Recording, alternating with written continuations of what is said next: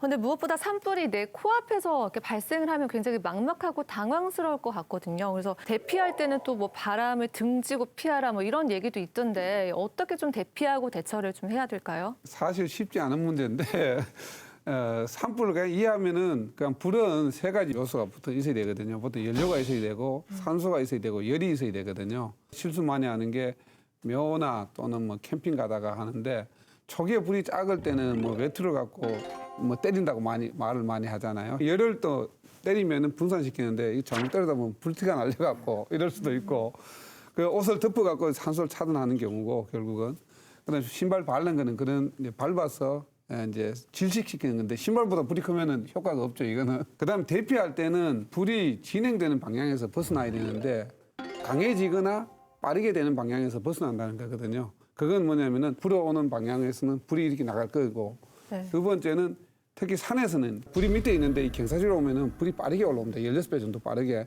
내리막보다.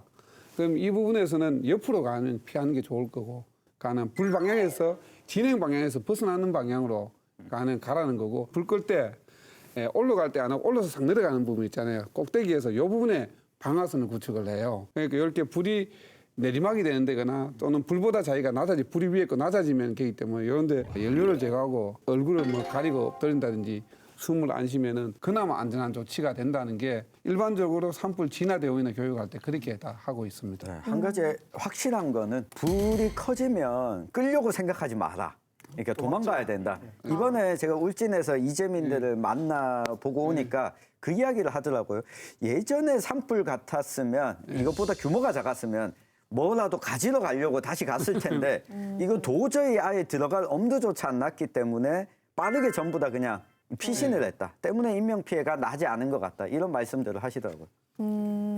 결이 조금 다른 얘기긴 한데 사실 이게 우리가 일반화재 같은 경우는 모든 국민들한테 다 경각심도 주고 또 교육도 시키고 하는데요. 대형 산불이 없으면 사실 그 대한민국 국민의 거의 한 70%는 아무 상관이 없는 얘기들입니다. 이게 이제 농촌에 계시는 분들이나 혹은 어떤 산 가까이 사시는 분들에게만 관련된 얘기들이고 또 거기에 대한 어떤 대비책들만 지금 주어지고 있는 그런 그 상황이기 때문에 어떻게 보면 사실은 이게 도시인들에게 산불이란 거는 평생 자기하고 전혀 거리가 먼 얘기들이거든요.